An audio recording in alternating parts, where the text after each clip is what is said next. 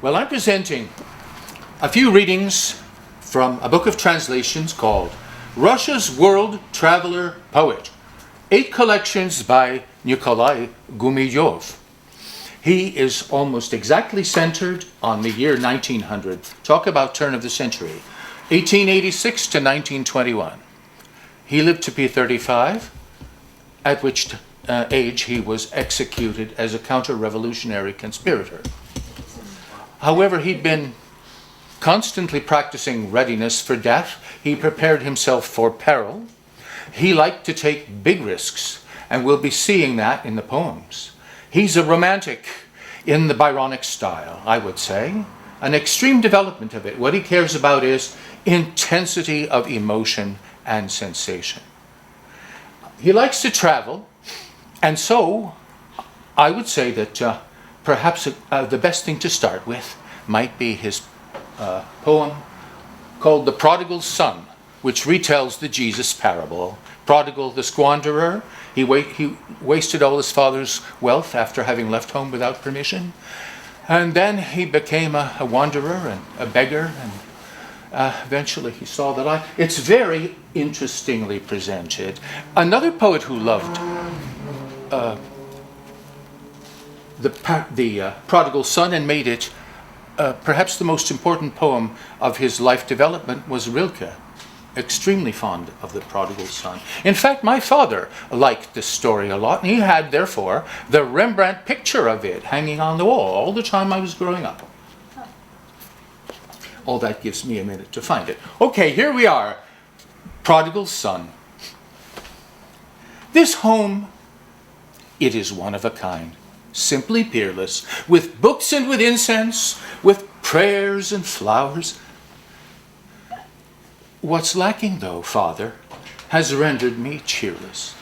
Far better in battle to try out my powers. For why was I born and brought up all afire, now handsome and mighty, health superabundant, to barter my victory cries for a choir? Crowd roars for doxologies, glorias redundant? No longer a boy, I will not be deceived. Mere altered directions for thurible waving are meekness and pride. But St. Peter, aggrieved to John, wouldn't bow. For this, Daniel, no saving. Allow me, I'll try to increase all your chattels. Your tears for the sinner just make me indignant. Both freedom and friendship I'll strengthen in battles. Teach kisses to firebrands who'll soon feel benignant. The world opens up to me now, a renewal. I'll act as a prince in God's name. 'Tisn't sorrow, but happiness. Him of free blood. Don't be cruel, dear Father. Farewell then. Today, not tomorrow.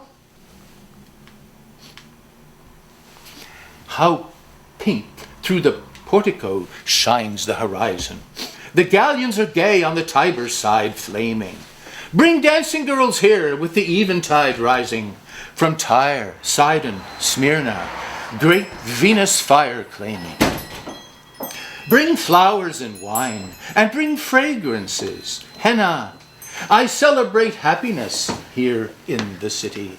But where are my comrades? Petronius, Cinna. Ah, here they are, here they are. Come, comrades witty, come quickly, your couches are ready, the roses are ruddy as maiden cheek. Yet I am a quester. You well may remember, my mission disposes me here to correct all the errors that fester.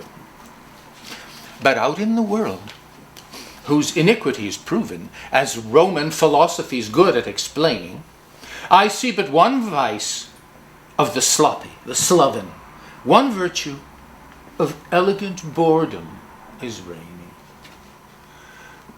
Morose old Petronius, that Syracusan sweet vintage will heat you, or hang me tomorrow.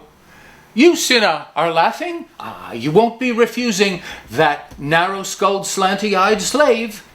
Out with sorrow! I dragged the dead meat to the reedy fen distant. I put a big trough in the stall for the mules. I'm hungry, boss. Help. Hunger's made me insistent. Allow me. That trough? Let me drink. Bend the rules. Beyond that big rick, there is hay, heaped and spoiling. The bulls will not eat it. The horses reject it. I'm kissing your knees. Let me please for my toiling sleep there, though I know I've no right to expect it. Exhaustion is bad for a worker too eager. The eyes become blinded by sweat flowing steady. If only one day just to rest, it's so meager. Don't hit me, boss, please. Where's the work? I am ready. The oranges. Ah, they are ripe in my father's fine orchards. Red gold of a noon that is boundless. Fair maids chanting love songs whom nobody bothers will pick them, in basket be throwing them, soundless. And there will keep vigil, his son well recalling, a grey-bearded man. He is old, but yet stately. He grieves. I'll admit, yes, my guilt is appalling. My guilt before God, before you. I've sinned greatly. In heart's bitter dolor we find what is sweeter. The garden. I dare not go near it. I'm frightened. I ran there and played with my fox, a pet, fleeter than I was, by far, at age 3, when hope brightened. Oh yes, I've grown up. For my daring paid dearly.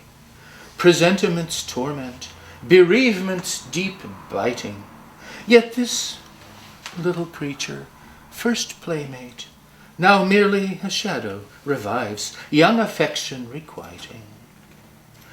Proud arches arise by the plot where I gardened. My ancestors' hearth is that home in the gloaming. It seems so grown up after many years hardened, while I, first a rogue, then a beggar, was roaming. There's feasting, and tables with platters are laden, the smoking calves roasting, the dough that is glowing. My sister comes out with a marvelous maiden, rose-laden in white, to a wedding she's going. Behind them, my father so lordly. Again must I go. Is my roving not ended? He knows me. He guessed. He's approaching. Comes toward me. The feast and the bride. It's for me they're intended. Oh, it's a great poem. You like that, huh? Yeah. I'm so glad. Thank you. That's a sort of trademark piece for him. The big unanswered question, which would have to be filled in if this were a movie, is how the father got wind of the son's... Right, he got it all ready before he got there. That would be nice to know. I would like to know how that works. Now I thought maybe to give you another tradition with the same idea, namely travel. I would pick a poem called Pilgrim, which doesn't seem to be a parable by Jesus or anybody else, but something invented by our poet Gumilev himself. This is one of my all-time favorites. Pilgrim, poem 117. 117. We're in a different book already. This is getting toward the middle of his life. Short life.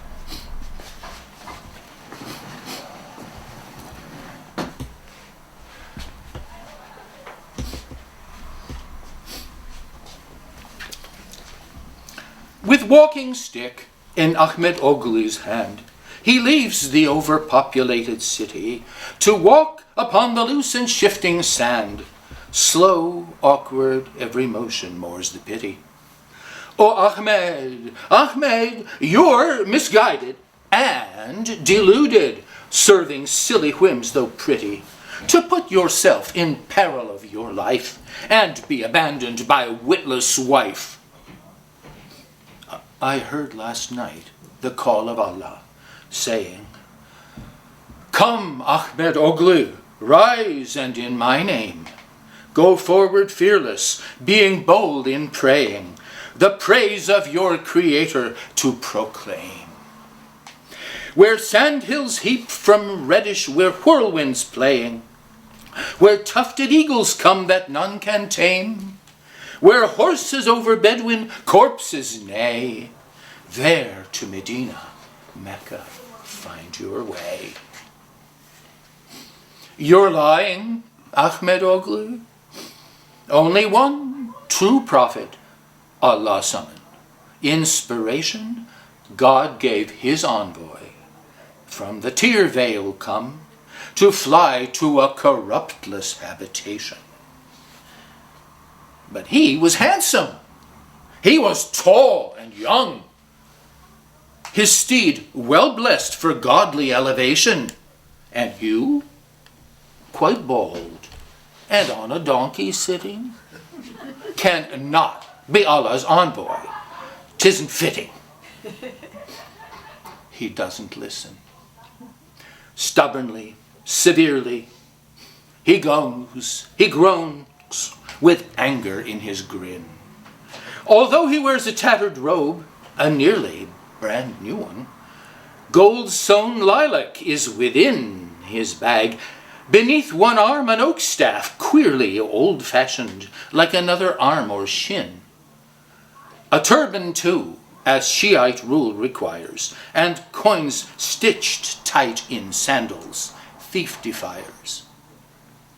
Last night a jackal howled below the hill, when some odd shadow floated by, some stranger. Today he heard a laughter hard and shrill, 3 ragged men, and yet he felt no danger. But thief or beast or shaitan never will molest the pilgrim mild, a harmless ranger. He sees at night time, maybe from the moon, in great amaze a dream descending soon. The thorn tree and the thistle disappearing are what he hopes to view now every night, as when to Baghdad or to Basra nearing, a palace elegant will rise to sight. The sea of reeds a-seething, breakers rearing, extends the purple ruddy waves' delight. A wondrous leaf green or a dark blue shoal he sees, week after week, his nearing goal.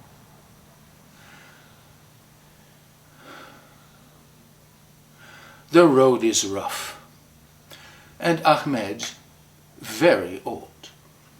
The midnight mists are penetrating, chilling.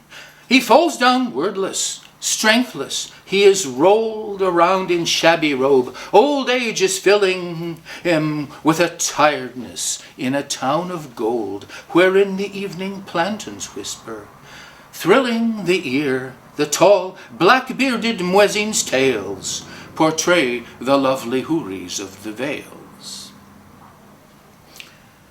Ahmed falls down, but to his soul unsleeping, Allah has not for nothing given wings. Azrael takes him into angel keeping, as if he were a boy whom passion rings, and leads him by the path of joy unsleeping, of demon, prophet, star, celestial things. As much as any mortal man can do, has Ahmed done. He will see Mecca too.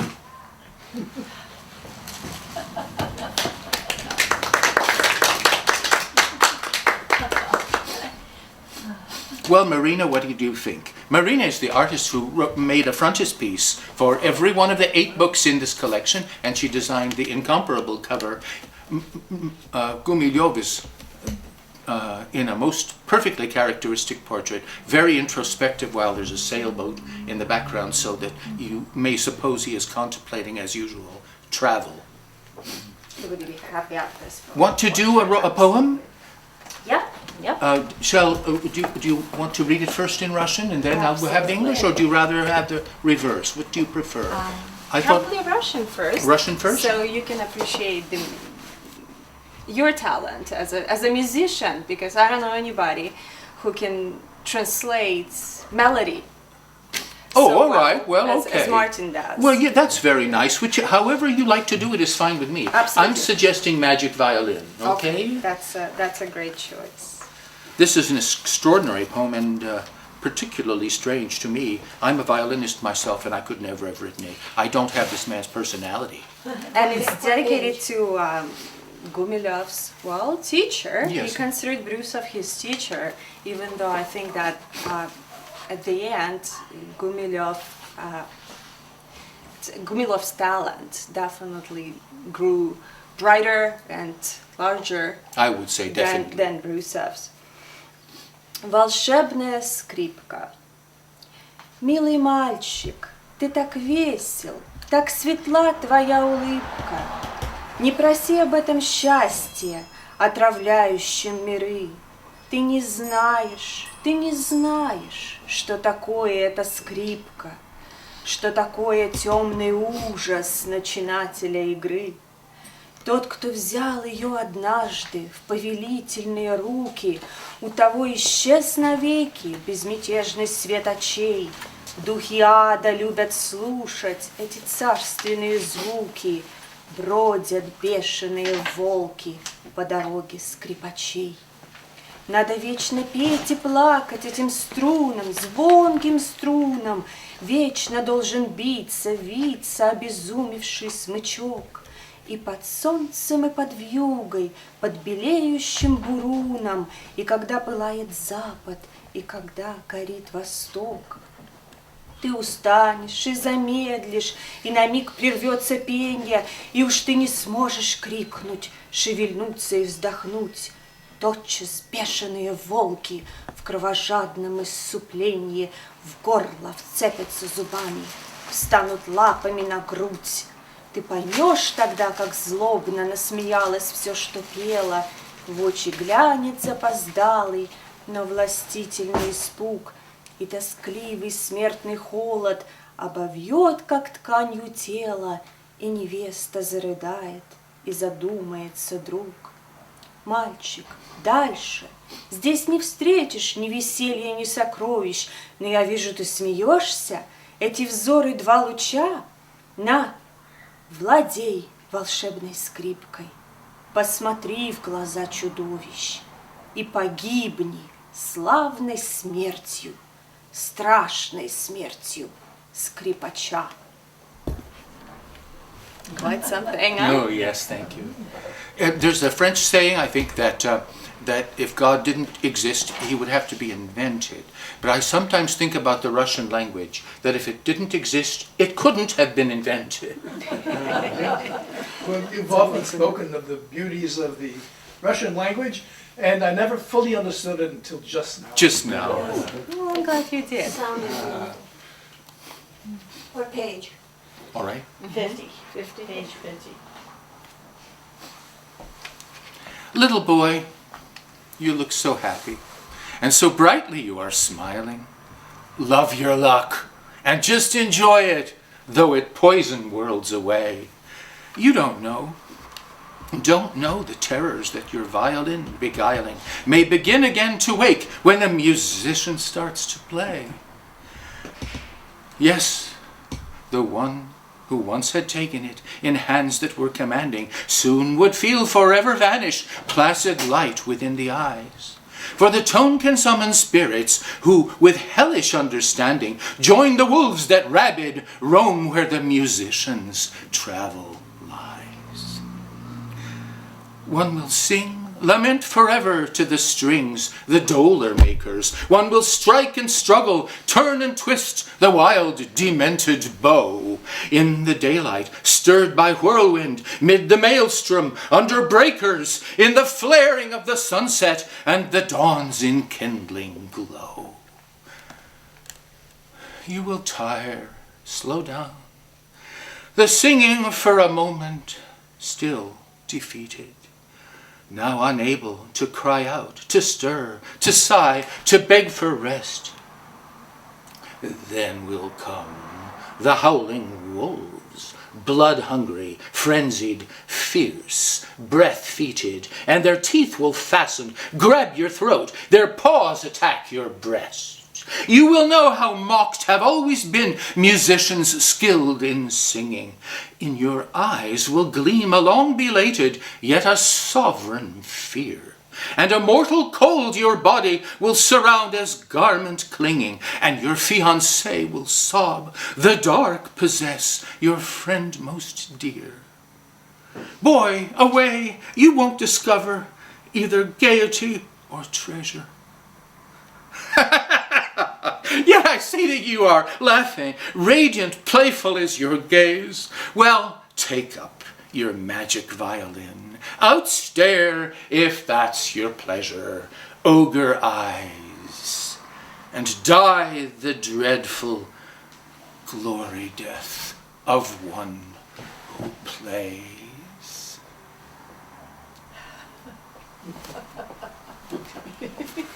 It's a traveling image. It travels, isn't it? It travels, it does. The violinist or the poet who is always in a mortal danger. Isn't that the truth? Death faces you at every turn. Even in violin playing, this is why I could never have written this. But yeah, Gumilev as a person seems to be seeking those very pivotal moments and the moments in his life that truly present him with this possible death. Yes. He seeks danger. He seeks it out. It seems like it makes him feel alive. Yes. And at the same time, he seems to truly believe that his poetry, in a way, protects him, makes him invincible. Whether he is at war, or traveling in Africa, or living in a very hostile Soviet environment, he always hides behind his poetry and behind his craft as a poet, as if it was a shield. He truly believes that art can protect him, that violin, for as long as he plays, he's invincible. When you stop, the wolves attack. Shall I show them now what Gumilev was like, according to himself, in childhood? Oh, yeah. Already he has this exact same mentality, and who knows how young he is. This appears in, let's see, Childhood is poem number 186.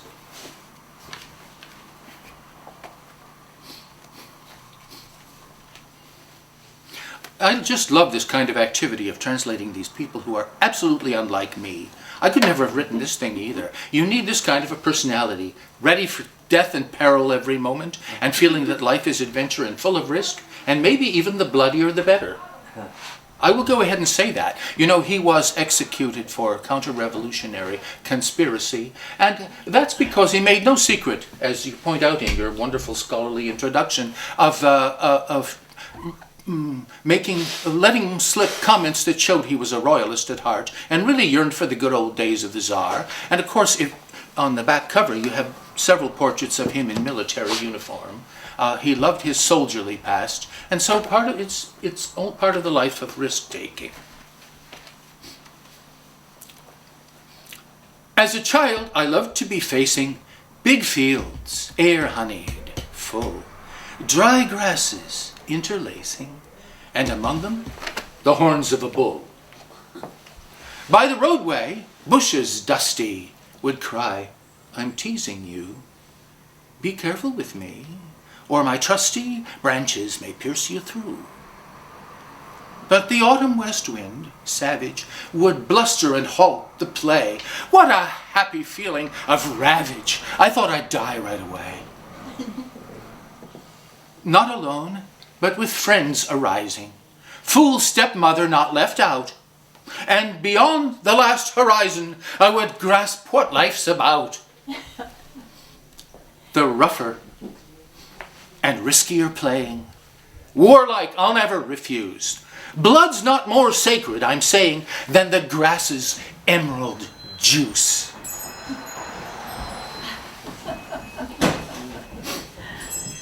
As a child, he was very sickly and very frail. And a rather not attractive little boy. And he had a number of disabilities as well when he was growing up. And yet he had a very strong spirit. And his poetry and his life really are proof of what human spirit and will can do. And he tried to overcome all of his disabilities and illnesses and frailness by disciplining his body. So it would be worthy of his spiritual strength, of his spirit. That's something like the Romanticism of Lord Byron. He was handicapped. He was very much influenced by Byron. He had a club foot. So what does he do? Some people would call him a cripple. He called himself an athlete. He became a champion horseman and swam the Hellespont, which is the strait separating Greece and Turkey. And Gumilev did something similar. He would learn how to be a wonderful horseman. He learned how to shoot. He would exhaust himself shooting, all day long. And later on, when he was not accepted into an army, when World War I started, he volunteered almost immediately. Well, first of all, because he had such strong patriotic feeling, but second of all, because it gave him that opportunity to finally prove himself and to try out his discipline, his preparedness, and again to find that world of true heroism that offered him opportunities to show himself as a true hero. Here he gets. He always wanted to be. There's nothing bad about himself in this poem. It's all idealized. He threw in a stupid stepmother. He didn't have one. It's actually a Russian name of an herb that grows in the fields, The burdock. but it's a burdock. Burdock, yes. Well, burdock didn't make any sense to me, so I put in the stepmother. For which it's not as arbitrary as you think. It can be used for that meaning also. Absolutely. The dictionary gave it. Yes. So I want I think a small it's sentence for this. deliberate. It was deliberate on his part because he's writing, he's describing what his family truly was. His father was often away. When he returned from the Navy service, he was also rather sick, often sick. And Gumilev spent his childhood outside, playing with bush that he's describing, with grass, searching out all of those adventures and creating them in the world around him. He read Mein Reed, he read Fenimore Cooper novels. He was absolutely enchanted by various heroic novels. So his true friends, his true relatives, right? His stepmother, were those plants, were the trees, were the fields. Okay. All right. So now, after this, I'm thinking maybe we'll take a little break from mortal peril and show him peaceful in childhood or peaceful as an adult, because he does have wonderful, what you might call pastoral poems of great tranquility. Okay. So we will do that. I'd like to turn to poem 183, which is called Trees.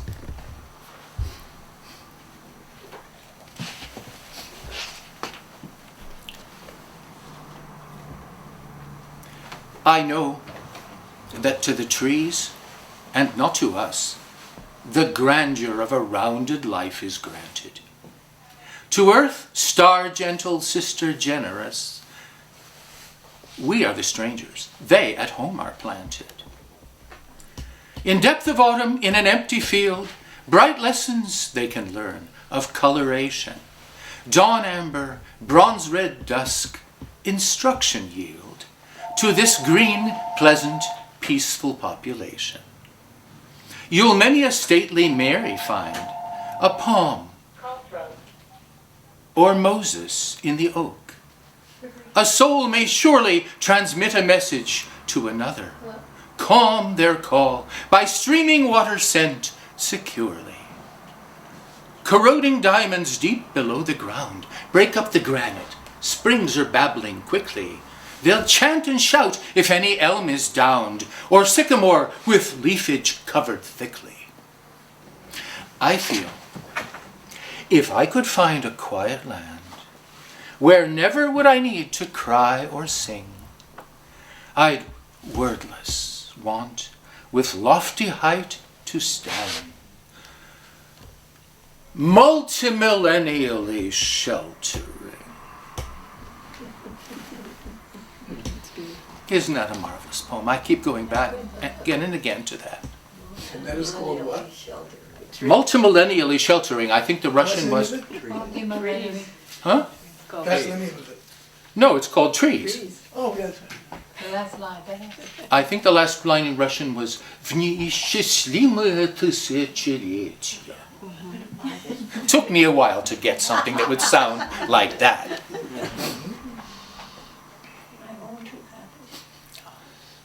Well, I certainly like it better than Joyce Kilmer's. I once wrote a reply to Joyce Kilmer. I don't have it with me, so you can be thankful. Do we have chairs for the other people who just came in? Are they no more?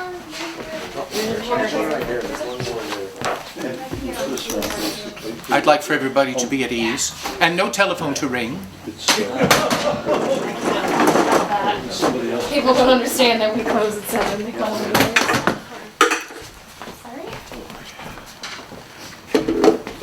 Thank you.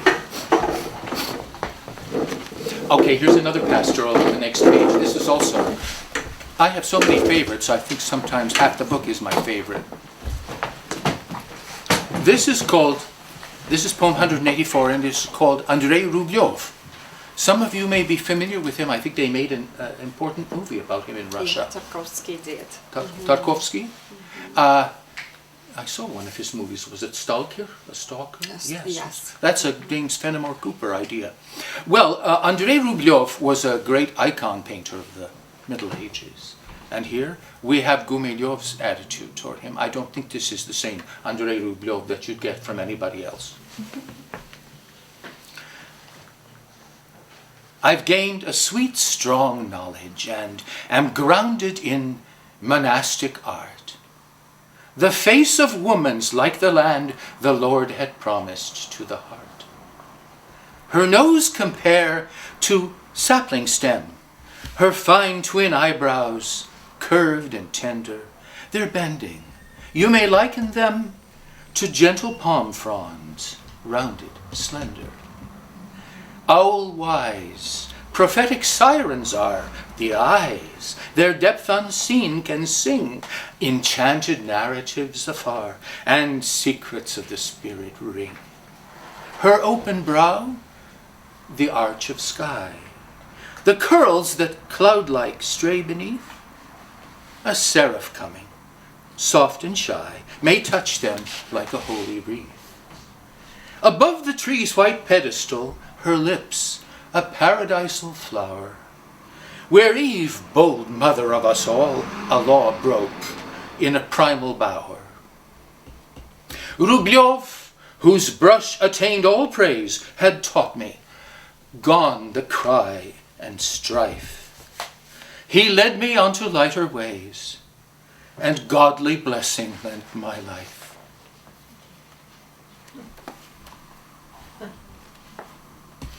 Well, he certainly sensed the kin spirit in Rublev, because they were both artists. Did Rublev paint very many Madonnas? I always picture him painting rather grave-faced saints. Well, his most famous icon is Saint Trinity, Oh, yes. with this beautiful blues and light pastel yellows, almost transparent colors. And that stars a woman, doesn't it, in the central Well, it's they're rather genderless, right, figures. But yes, he has a number of Theotokos, Mother of God, icons that are in the altar in one of the Moscow cathedrals, in the Kremlin, in one of the Kremlin cathedrals. What distinguished his style is this particular gentleness and elegance and transparency that I think attracted Gumilev in some way, the purity. Yes. I'm trying to think what next.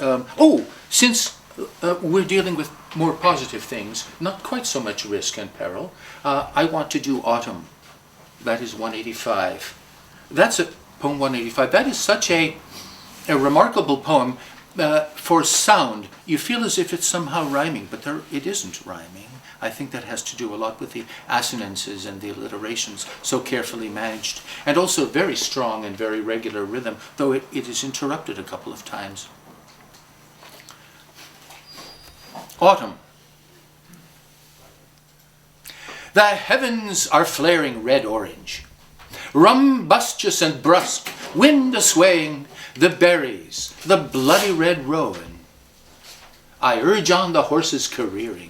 The orangery will go past it, the glass wall, the lattice, the railing, of park and of pond, swans a-gliding alongside, while ruddy and shaggy is running my dog, my companion, who's dearer to me than my brother, and whom I will always remember long after the day of his passing. The sound of each hoofbeat is hastened, the dust rising higher. How hard to keep up with a horse of the purest Arabian blood. We'll have to sit down, exhausted, to rest on a rock, wide and flat, to wonder dully at red-orange heavens, to wind dully listen, piercingly shrieking. Is that it? I didn't expect it either. Could I ask where Gumilev was brought up? He was born in Kronstadt, and that's a St. Petersburg area. He was born to a military physician and a noble family. His mother was from a rather known noble family. He grew up in Tsarskoye Selo. It's right next to St. Petersburg. Beautiful, well, you might say suburban area. That's where Pushkin studied. That's the Pushkin's Lyceum is located there. He went to school there. At some point, they had to spend some time in Georgia because his older brother was sick with tuberculosis. And perhaps the Georgian dark blue skies, the stars, the tropical fauna gave Gumilev his first inspiration to write poetry that was a bit more serious. So just before he graduated, his parents had paid for publication of his first book, and he was just, in his teens at that time. And then they came back and spent more time in St. Petersburg. That's where he went to school. That's where he met his first love, who will be known later as one of the most famous Russian poetess, Anna Akhmatova. Oh, yeah. Gumilev was married 3 times, and he had children with all the 3 wives, and innumerable affairs on top of that. And then he wrote these 8 books, which we have in this volume, and all kinds of plays and journalism. And on his 4 trips to Africa, he brought back all kinds of ethnographic notes, many of which were destroyed, but some of the diaries survive in the hand of a friend. Would you like to have a seat? Yeah. Nobody has to stand. Appreciate it. talking about locales and the importance of landscape, I thought I would do 188, ice drift. This is a very interesting thing. The ice floes are melting, the spring is beginning, and it's not altogether a pleasant experience. A lot of plant life was trapped underneath, and gives forth lots of odors of stagnant algae and related things, which are not really terribly pleasant. In Yevtushenko's Babi Yar, there's another aspect of the awakening of rivers in the spring that quite struck me. It sounds like rifle shots, if not cannon shots. The big ice blocks falling up, when they burst, they really make a racket. Yeah. This is called ice drift. Already are the islands dressed in March transparent greenery. Neva, more fickle than we guessed, may frown again, though frowardly. Stand on the bridge and look straight down. The ice floes leap and play and push. Green copper, poison, they won't drown. Like rustling, horrid snakes they rush. Geographers, in troubled dreams, view frightful things no man can love. They trace the outlined shadow schemes of unknown continents that move. There is a smell of mushrooms, raw, and other odors not yet strong, as if we a cadaver saw, with beetles scampering along. The river's ill, it frothing raves, yet confident within the layers to sense a coming thaw that saves. How pleasant for the polar bears! They've come to know it isn't real, their weighty, dull imprisonment. The Arctic Ocean, filled with zeal, flows for their liberation scent. It's not quite so happy now for the polar bears. No. This is what he thought 100 years ago. If he lived any longer, I think that's where his next expedition would have been. Arctic? Yes, absolutely. Well, it's one of the few areas he didn't sample. Oh, let's do, since we're talking about foreign climes and how after a while the pastorals can get tiring, how about You and Me? That's poem number 190. That's another kind of trademark poem of Gumilev. Travel theme and rebel theme. And a love theme as well. Which? Love theme as well. Love too, yes, yes. Я и вы. Да, я знаю, я вам не пара. Я пришел из иной страны. И мне нравится не гитара, а дикарский напев зурны. Не по залам и по салонам, темным платьям и пиджакам. Я читаю стихи драконам, водопадам и облакам. Я люблю, как араб в пустыне припадает к воде и пьет, а не рыцарем на картине, что на звезды смотрит и ждет. И умру я не на постели при нотариусе и враче, а в какой-нибудь дикой щели, утонувшей в густом плюще. Чтоб войти не во всем открытый протестантский прибранный рай, а туда, где разбойник, мытарь и блудница крикнут «Вставай!». A religious poem as well. It is a religious poem as well. I was just thinking how beautiful the sounds are. There's some I never did catch in English. Vadapadam, ablakam. All those wonderful ahs. I don't think we have them. Anyway, you do your best. Here's You and Me. Yes, I know we are not well suited. I don't favor the tame guitar. Far away my desires are rooted. I sing songs to the wild zurna. Not for me the salon, dark dresses, high-class ballroom, and high-toned crowds. I write poems in wildernesses, chant to waterfall, dragon, clouds.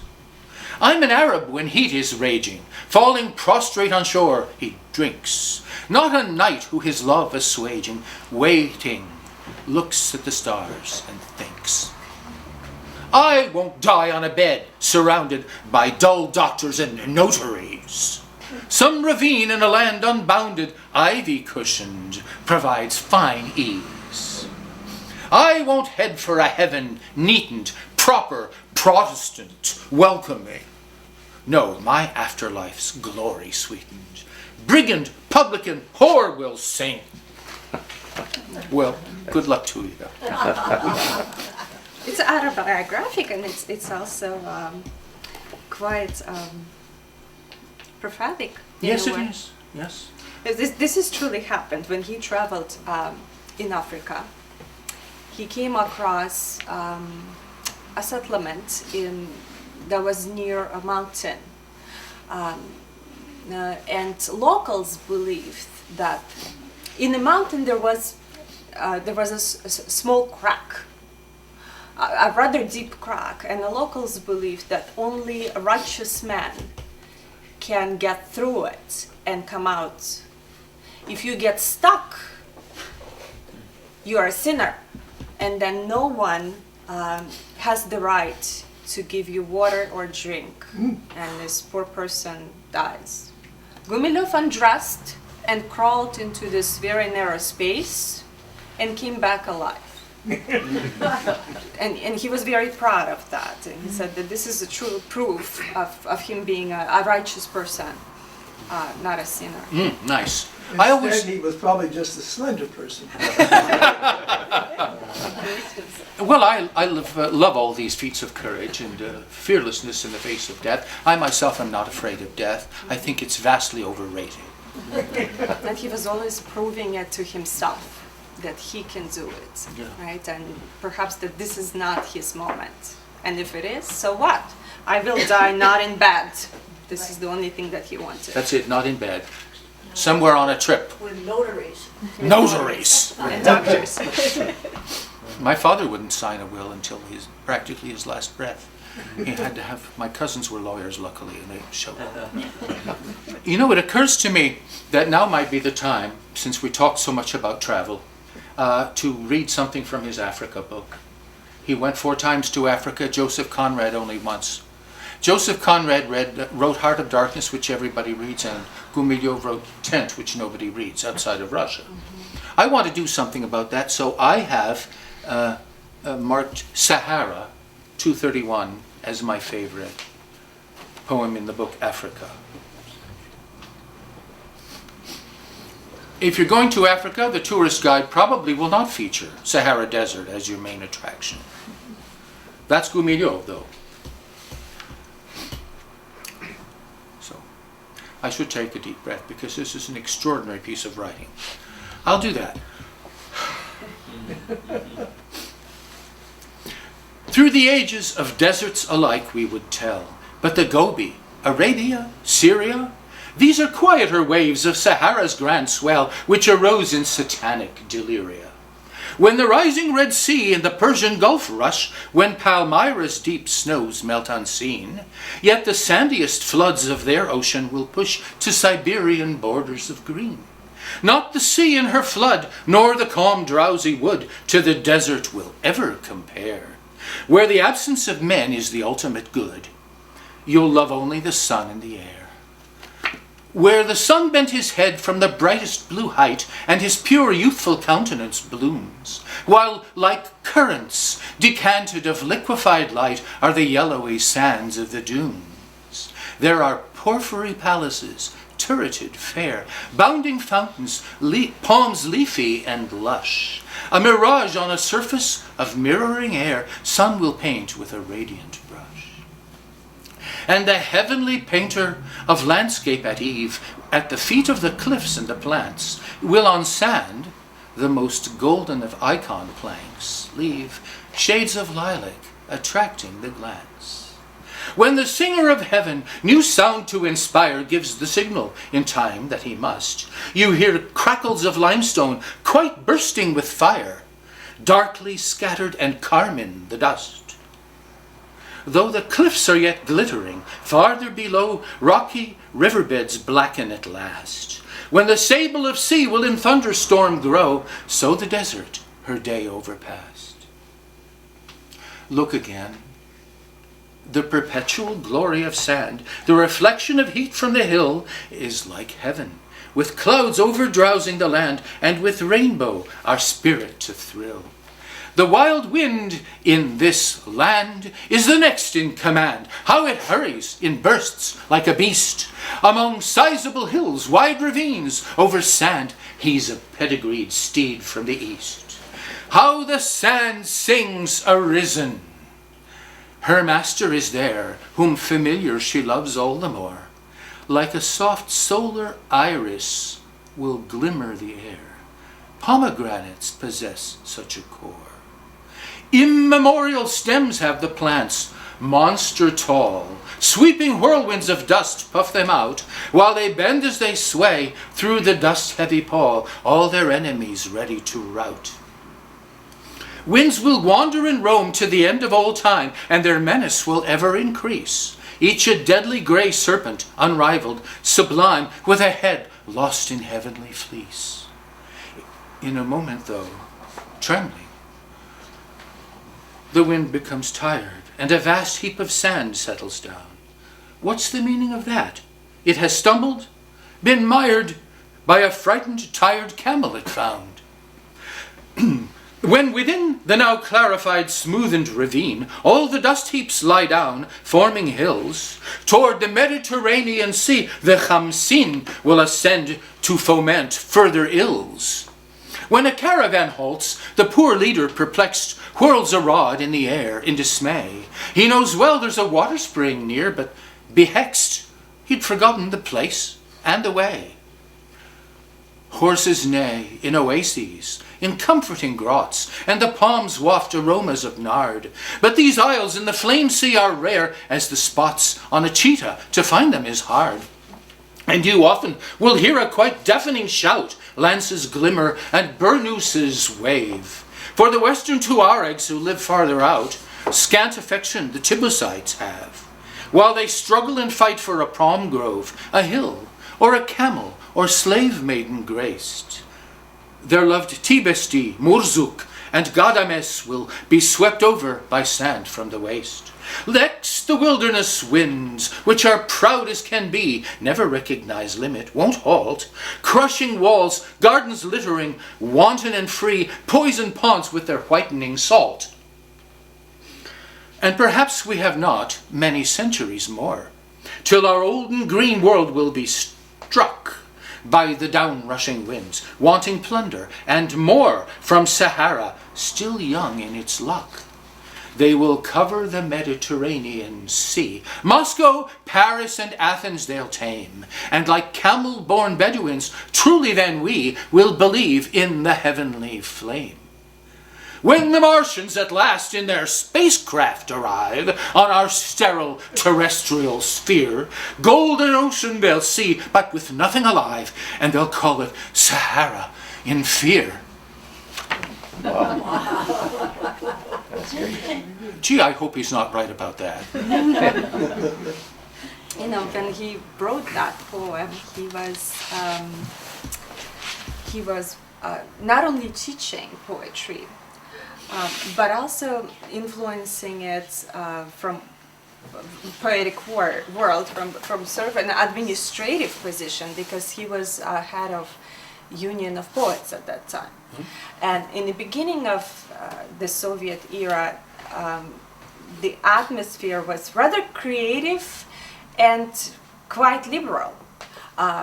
So Gorky and other influential writers of that time were all participating in a very exciting project on how to build an education system in this newly formed state, in newly formed country. What to choose in terms of literature, poetry, art, to be a suitable new material for upbringing of this new human being, right? The new Soviet man. And Tent was ought to become one of the chapters of a new geography textbook for children, for school children. And Gumilev was all excited about that project, because he wrote that poem not thinking about it, obviously, but this is a very interesting idea, to create a geography book that would be written in poetry.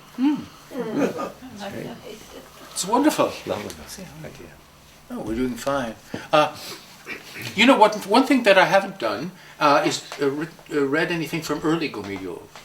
Well, you might think I had done that because I talked quite a bit about childhood, but he wrote those later. It's reminiscential poetry. He wrote early things, but even there we find prophecies of his later travel, but sometimes in a legendary fashion. In fact, I have to say that the very first poem that I read by Gumilev that attracted me mightily to his work was a thing called ballad. I'm a folk singer myself. I like to sing ballads. Since I was 20 years old, I've been singing ballads. And one time I gave a show of fiddle ballads, nothing but ballads sung with the accompaniment of a violin instead of a guitar. And I remember my dissertation director, when I went to see him, say, "Tell me, what's a fiddle ballad?" Sure. Here we are, number 2. It's the second poem in the book.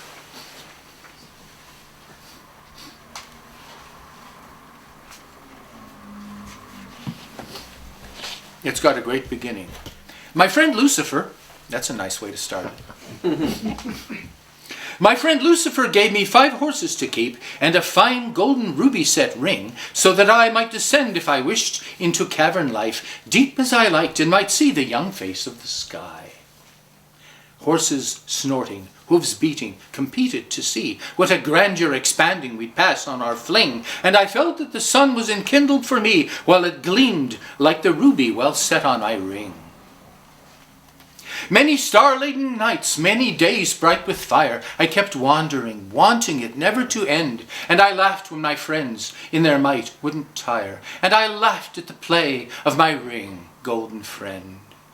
On the heights of awareness are raving and snow, but my horses I forced, a whistling to race. To the heights of awareness I made my steeds go, and I there viewed a maid with a sorrowing face. Vocal tone growing faint, I could hear a sweet tune. Strange the gaze, blending answer and question for me. I surrendered my ring to this maid of the moon, for the wavering shade of her hair streaming free. And with laughter and glee, and with scorning, of course, there was Lucifer leading me into his lair. There was Lucifer giving me here a 6th horse, and the name of the steed that he gave me, Despair!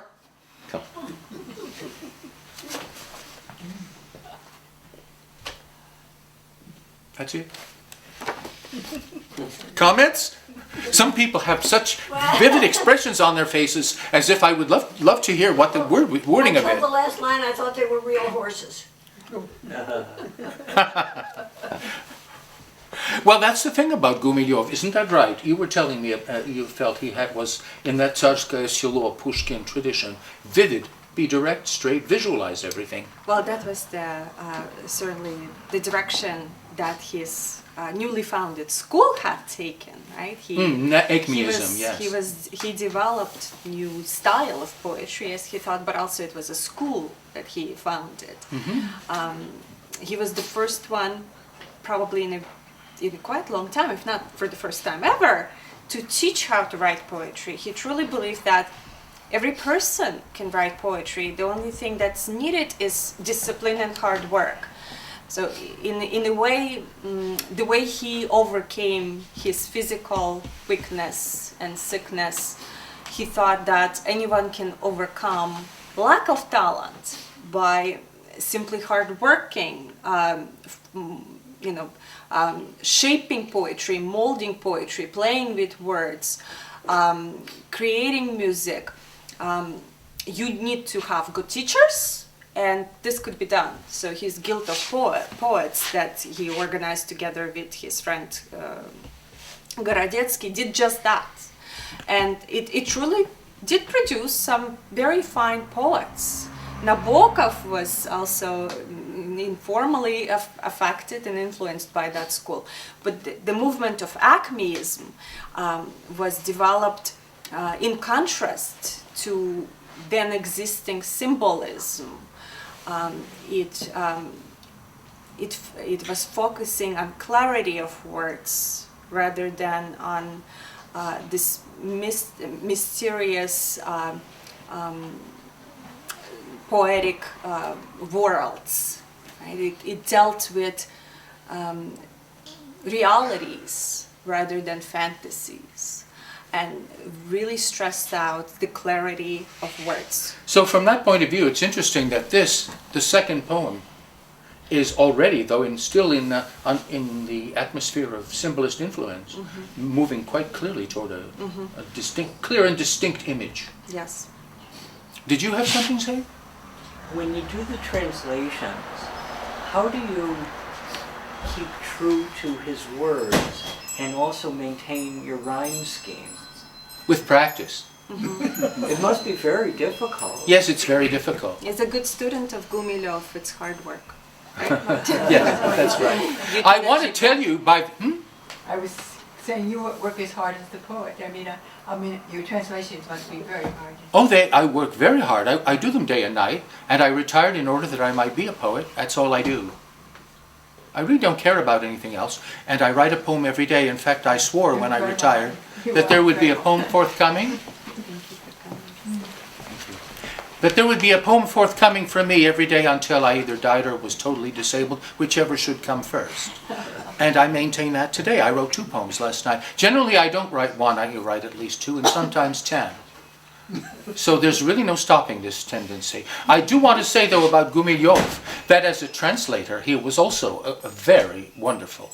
In fact, one of the best experiences I ever had was coming upon his Rime of the Ancient Mariner in Russian. You would swear that Coleridge had been a Russian. It really sounds... Maybe Dostoevsky should have written it. But really, when Gumilev writes it, Dostoevsky has written it. It's been totally Russianized. And the last one, a sadder and a wiser man he rose the morrow morn. That sounds even better in Russian, if you can believe it. Yeah, it's certainly there's a link to Pushkin. Yes, Pushkin's poetry was a lot like that. It's this worldliness of Pushkin is getting under the skin, right, of really feeling like a citizen of the world. Yes. And we have to say, too, that when we're talking about Pushkin, we're talking about a guy who also was not longeval. He suffered an untimely death. He got into a duel and got killed. How old was he? I don't know. 37. 37. Just like Gumilev. Gumilev is 35. And then Pushkin's chief disciple, Lermontov, did the same thing. How old was Lermontov? 27. 12. Yeah. And the interesting thing is that Pushkin wrote about a guy who was in a duel, in which one of the contestants got killed, before getting into a duel in which he got killed. And so Lermontov, being an apt disciple, first wrote Hero of Our Time, in which a duel takes place in which one of the contestants gets killed, and then went and had a duel in which he got killed. And Gumilev also was once a participant of a duel. Oh, I forgot that. You wrote that up in... Yes, he did. It was one of his former friends, Voloshin. Oh my, It Voloshin. was over a woman, yes. But he miraculously survived, because Voloshin had every intention to shoot him. He shot twice and he missed, and then Gumilev fired up into the air. You wrote about this in your intro, but somehow it slipped me that it was Voloshin, who's another glorious poet. Yeah. So, Russian poets have been somewhat mad in respect of fighting duels. But you point out that this is probably the last duel fought in the 20th century. And the first century we have not heard of anymore. Yeah. But what we see with Gumilev, I think that he creates a certain mythology for himself. And then he needs to live up to it. He sets himself up for a lot of trouble just by creating this myth about being, and par Pushkin and Lermontov being one of the great Russian poets. Yes. Actually, in his early years, he has already given a program for this. It's all about choosing your death. Let's see. Oh, Choice. It's called Choice, number 12.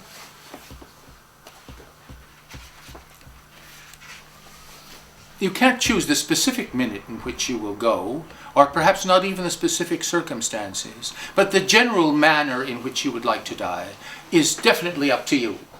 That's the moral of the poem. Choice. You have a choice. Absolutely. That's true. Is it?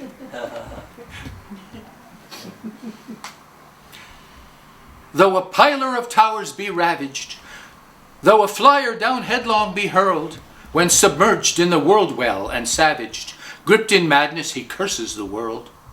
Though the sacker of cities be shaken, overturned like a statue of stone, by the all-seeing Father forsaken, left to mourn in his torment alone.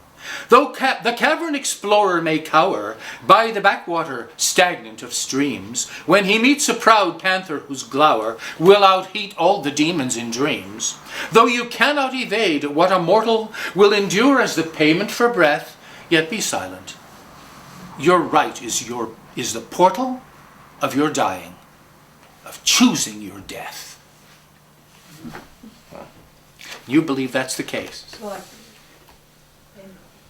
in certain ways, certainly you have the right to choose your death. I mean, We have a right to, but but you do. I mean, you can control yourself the way you accept death and how you feel about death. You have that choice, and to me, that's the important thing. Yep. Well, he certainly familiarized himself with death quite early. He did that. So he wasn't afraid. He certainly was not afraid. He wrote another kind of a self-portrait. It's Night with Chain. Do you remember that? That is very interesting because it talks about the need, as you cultivate your persona, your personality, and your sense of what your life has been about, to give weight to all the kinds of experiences, all the misery and all the joy. Let's see if I can find that. Night with Chain is number 64. chains? Night with Chain. Chain, C-H-A-I-N, a chain that binds you. It's quite short, but it's remarkably concise and I think effective and also true. That is to say, a good way to live. I again may hear the wailing horn to summon me to war. I who subjugated cities am again conquistador. Fettered slave, I lived in jail, humiliated, withering, in oblivion, ungrateful of the higher might of spring.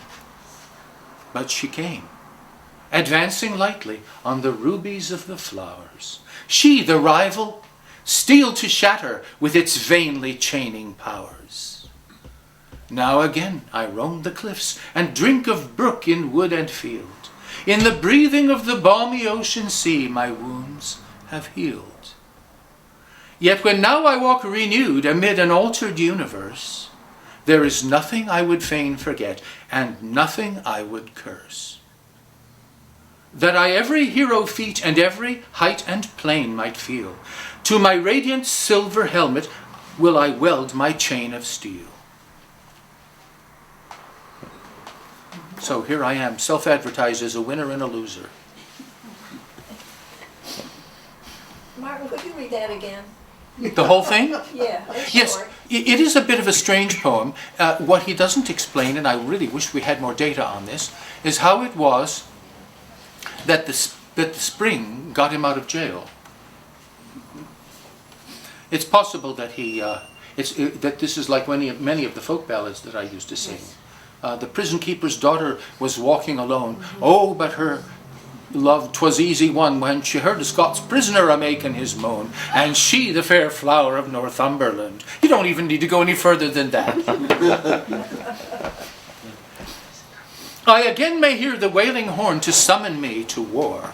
I who subjugated cities am again conquistador. Fettered slave, I lived in jail humiliated, withering, in oblivion ungrateful of the higher might of spring. But she came, advancing lightly on the rubies of the flowers. She, the rival, steel to shatter with its vainly chaining powers. Now again I roam the cliffs and drink of brook in wood and field. In the breathing of the balmy ocean sea, my wounds have healed. Yet when now I walk renewed amid an altered universe, there is nothing I would fain forget and nothing I would curse.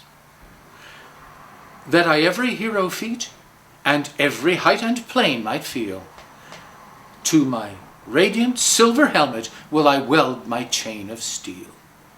Thank you. Sure, it's a pleasure. I'll read this any number of times. I got stuck on the hero feet, but The heroes. It's F-E-A-T. Yes, deed. I could have said deed. No, this is great. This is different. Oh, here's a very good one. It's interesting to me, in a way, I think that there are plenty of poems by Gumilev where he expects to die, and he talks about his clay body telling him, what's the big deal? You're going to rot eventually, and why later rather than sooner? But then he also has poems like this one. This is called Christ. A remarkable thing. He is walking on a pearly path by gardens near the shore. Superficial folk are surly, simple tasks will matter more. Shepherd, fisherman, a treasure, I would summon you to higher pasture waiting for your pleasure. Nets a different skill require. Is a sheep or fish more worthy than the spirit of a man? Trade in skyey goods, not earthy, as mere worldly merchant can. Not a hut in Galilee will you have, but better far. Higher paradise will be a brighter guide than any star. Though the sun will hurry, surely, to its long-appointed end, you will joy in heaven purely with your tender father friend. What a choice! A wonder leap and hope undreamed of will arise. They will leave the fish, the sheep, and join the seeker of the skies.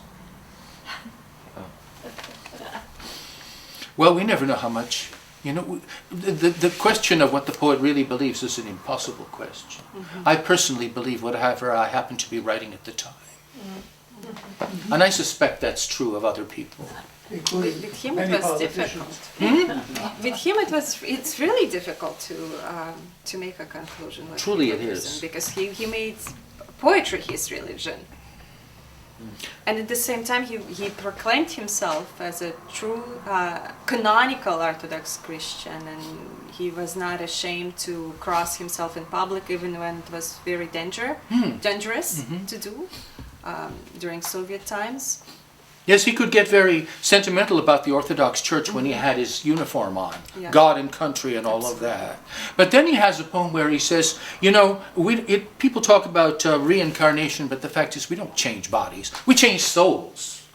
I wish I had prepared that, but I don't want to read any of these things without practicing it at home. Or something blasphemous as cross. Remember that poem, Cross, you wanted to Oh, cross! Shall I do read that? that as well. Oh, that's a wonderful religious poem, if that's what it is. I have it in Russian as well. Oh, do you? Let's hear it. Yes. Так долго лгала мне за картою карта, что я уж не мог опьяниться вином. Холодные звезды тревожного марта бледнели одна за другой за окном. В холодном безумье, в тревожном азарте я чувствовал, будто игра — это сон. «Весь банк!» — закричал, покрываю я в карте. И карта убита, и я побежден. Я вышел на воздух, рассветные тени бродили так нежно по нежным снегам. Не помню я сам, как я пал на колени, мой крест золотой прижимая к губам. Сталь вольным и чистым, как звездное небо, твой посох принять, о, сестра нищета, бродить по дорогам, выпрашивать хлеба, людей заклиная святыней креста. Мгновение, и в зале веселой и шумной все стихли и встали испуганно с мест. Когда я вошел, воспаленный, безумный, и молча на карту поставил мой крест. That's one of the best. I'm so glad you remembered it.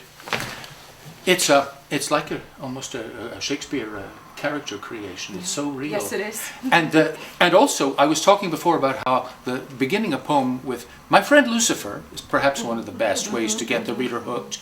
And this one also has one of the best opening lines ever invented. When card after card told me lie after lie.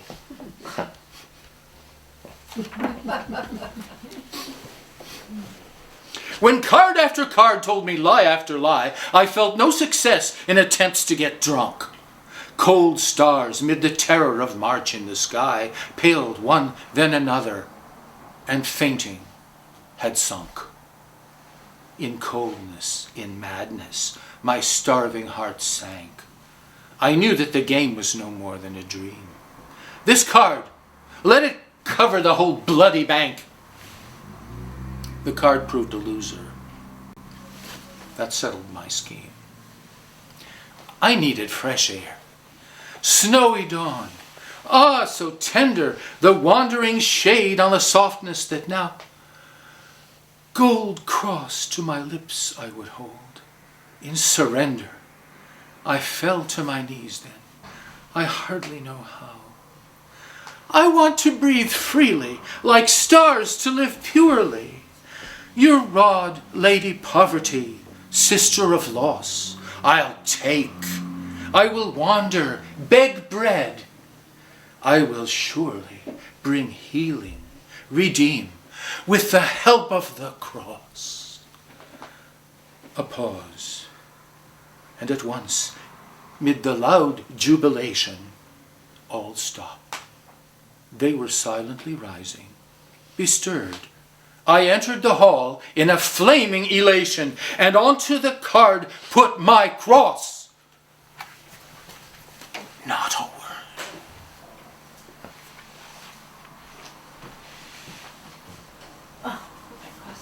What were your last words? Not a word. Not a word, not a word. Is this a game where you're betting with cards and you put money on the card? Mm-hmm. And he put his cross. Interesting poem. Yeah. Isn't that good? Yeah. Not a word. Not a word. There are some things that leave you speechless.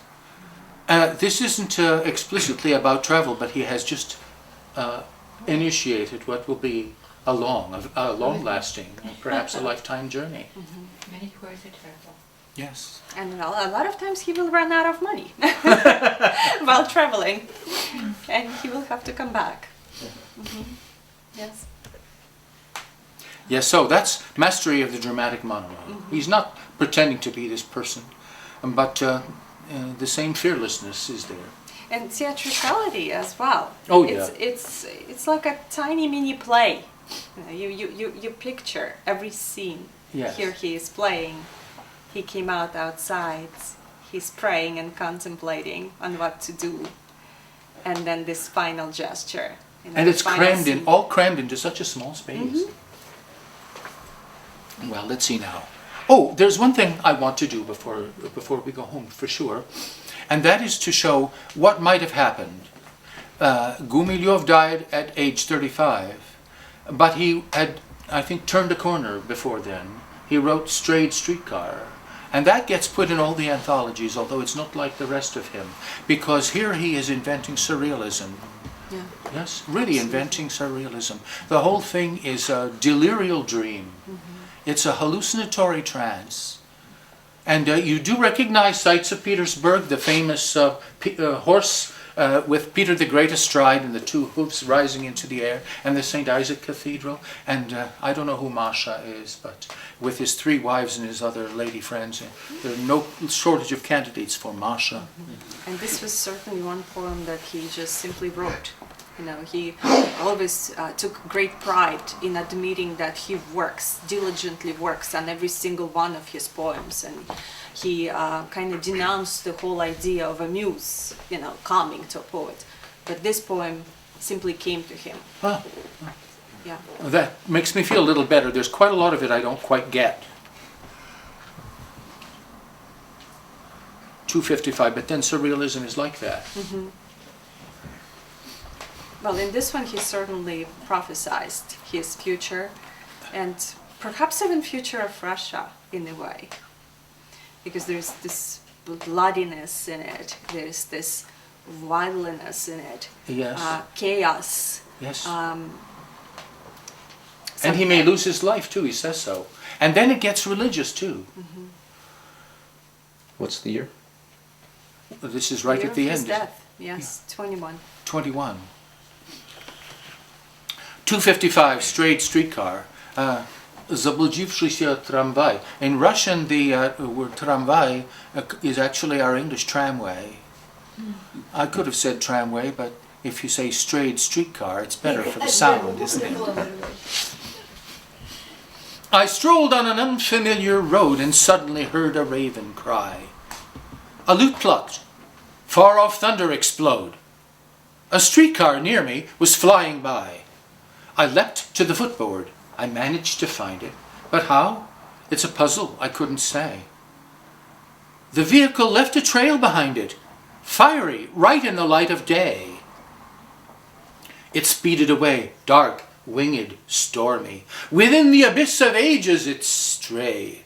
I called to the tram conductor before me. Stop the streetcar! It's been waylaid! Too late. We leapfrogged a wall meanwhile. We flew ahead through a grove of palms, across the Seine, the Neva, the Nile. 3 bridges we roared along, no qualms. Flashing by, in a window frame, a beggar threw us a glance of woe. An oldster, naturally the same that died in Beirut a year ago. Where am I? Anxious, exhausted, wry, my heart was answering. I could hear it. You see the station where one can buy a trip to the India of the spirit? A sign, in letters of blood poured out, greens. But I knew that never fail, instead of cabbage and sauerkraut, heads of cadavers would be for sale. Red-shirted executioner, face udder-like, my hacked-off head, would lie with the rest like a thistle burr in a slippery box at the bottom, dead. A wood-board fence on a narrow lane. A house, 3 windows, and a lawn. Conductor, stop this crazy train. Stop it. I'm sorry I ever got on. Masha, you lived here, sang, rejoiced. For me, your bridegroom, a rug you wove. Where is your body, your singing voice? Might you have died, my dearest love? Loud you moaned in your chamber while I, peruke well powdered, went never to see you again. In style myself to the Empress soon to present. Freedom, now I could understand, is only a light beating down from beyond. People and shades at the entry stand of the zoo of planets in space unconned. At once a wind, familiar, calm, flew to me from the bridge, of course. Harsh the iron-gloved horseman's palm and the 2 huge hooves of the rearing horse. Orthodox stronghold, certain, true, St. Isaac's, outlined for all to see. Mashinka, I'll say prayers for you, then a requiem mass for me.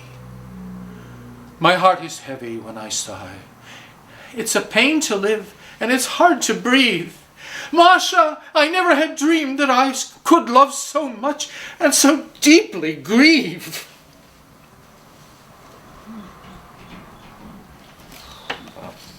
Pretty good, man.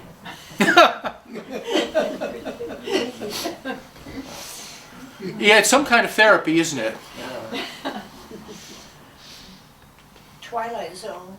Yeah, that's what it is. How are we? Well, I wanted to make sure and get that when he turns the corner and then the fate intervenes. It's probably one of his most Russian poems because there's so many references to Pushkin and to... Oh yes, Pushkin, that's the Bronze Horseman. and Perhaps you've read like that. Captain's Daughter perhaps as well because there is Masha in Captain's Daughter. Masha is Mary.